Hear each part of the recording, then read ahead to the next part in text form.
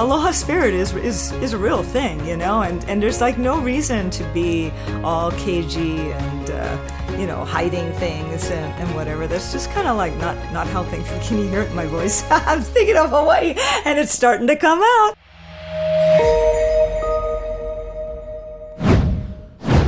I'm Terry Shepard.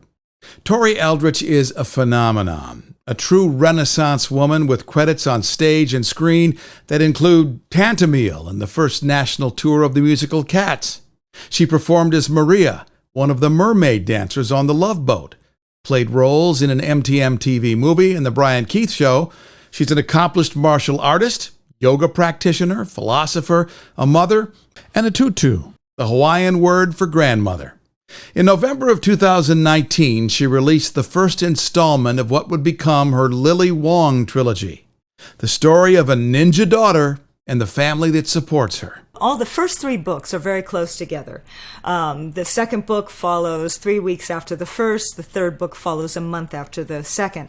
And so it takes place in late September 2019, which is the height of the pro-democracy protests struggle in Hong Kong. And so I had to do a lot of research on the whole issue and the timeline of it from its inception to even now to get a whole sense of all the things that were going on. I had to create a timeline, and many of the incidents that I wrote about some of them were fictionalized incidents inside actual events, and others were fictionalized events that happened at the same time as things that were really happening in a slightly different city, or neighborhood, or that kind of a thing. So I had to do a lot of research about that. I had to do a lot of research into locations and the details. I like to know exactly where all my characters live. I mean, I could give you an address, but I won't because real people on Google Maps actually live there. So we won't be saying that, but I spend a lot of time choosing exactly where they live based on what's going on in the story and the kind of characters they are. And so that was a lot of research into language.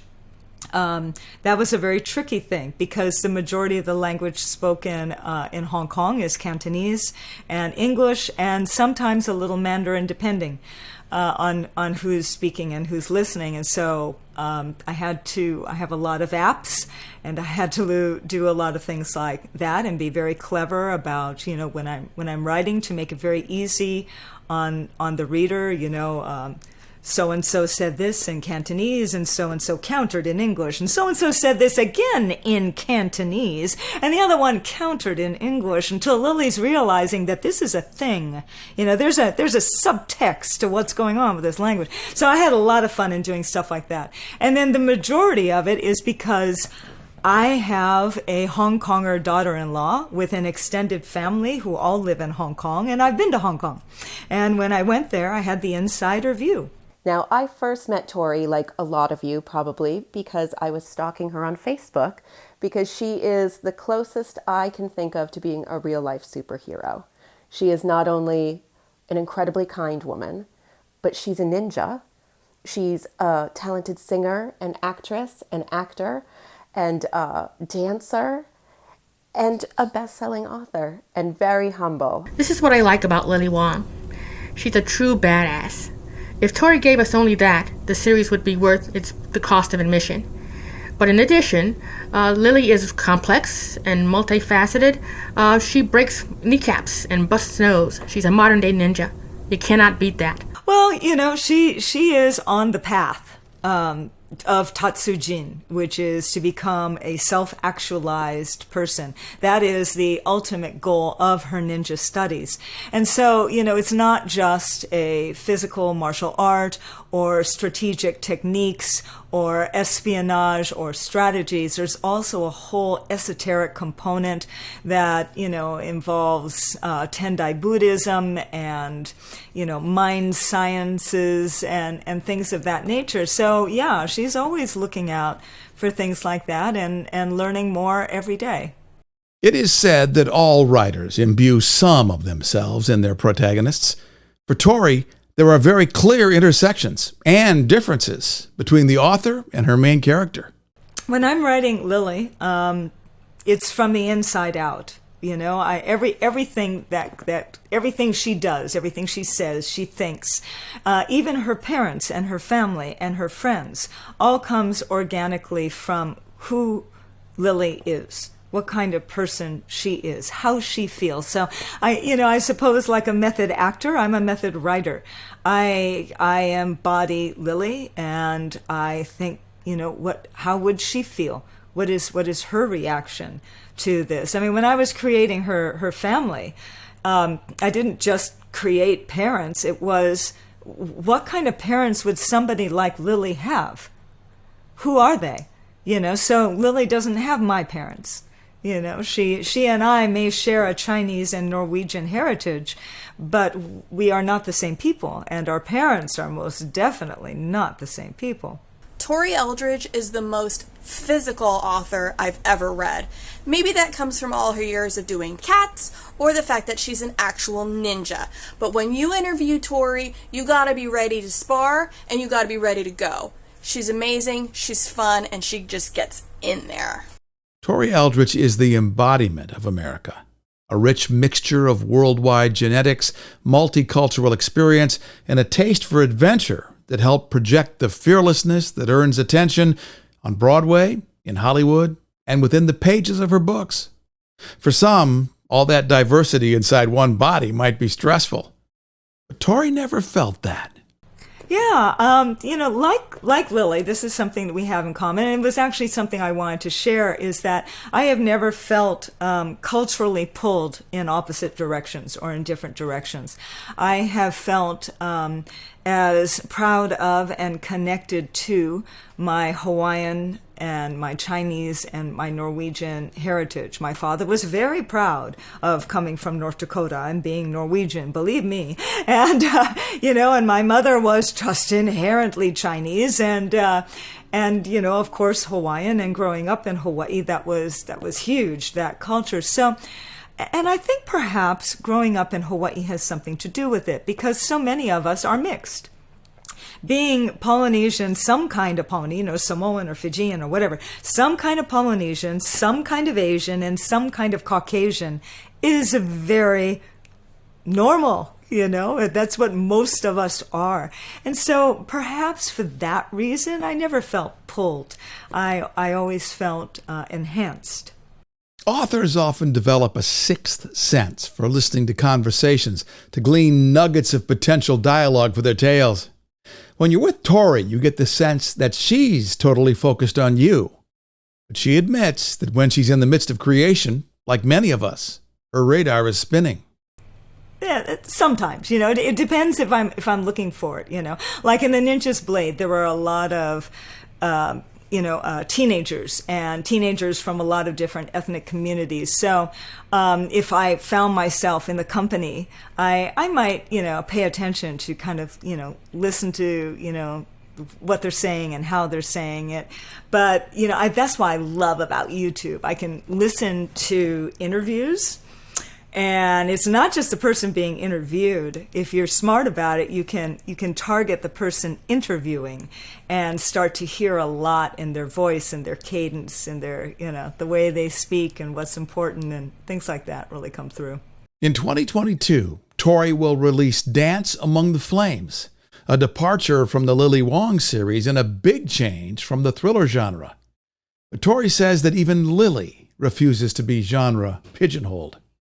The Lily Wong books are in and of themselves genre benders, though, because they are not straight action fiction or straight mystery.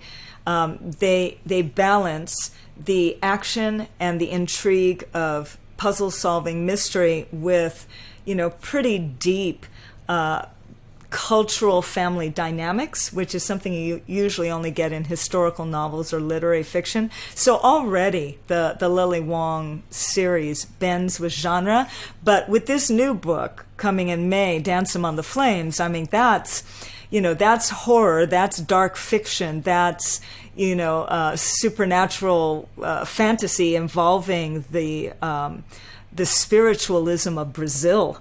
There are gods and channeling and goddesses, and oh my gosh, it's wildly imaginative and very dark. Did I mention that?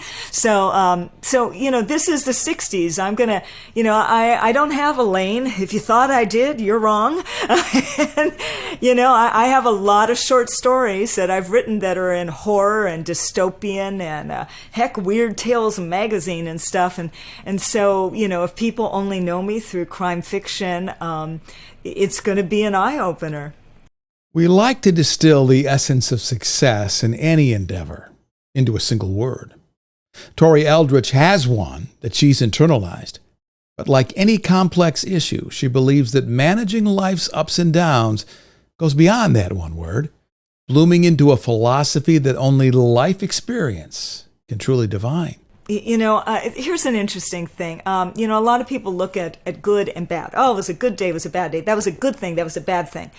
I try very hard not to look at things as good or bad. I look at them as neutral. So, instead, I'm looking for qualities about that are important. Like, for instance, I'll give you an example. When I was fortunate enough to be with both of my parents on their deathbeds, one might say that whole experience was, a very bad experience. It was very sad. It was very hard. And I found it very poignant. I found it very significant, very important, very valuable. And so my interpretation of what a lot of people would consider to be stressful and grueling and sorrowful and, upsetting, for me was something that I felt incredibly privileged to experience. And so my experience of that moment was much different, simply because I didn't label it as good or bad.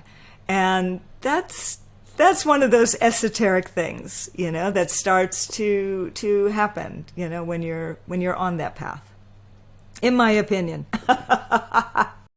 And when it comes to branding, Tori Eldridge's brand isn't one character, a trilogy of great stories, or even a series of varied career adventures. It's something much simpler. My brand is me.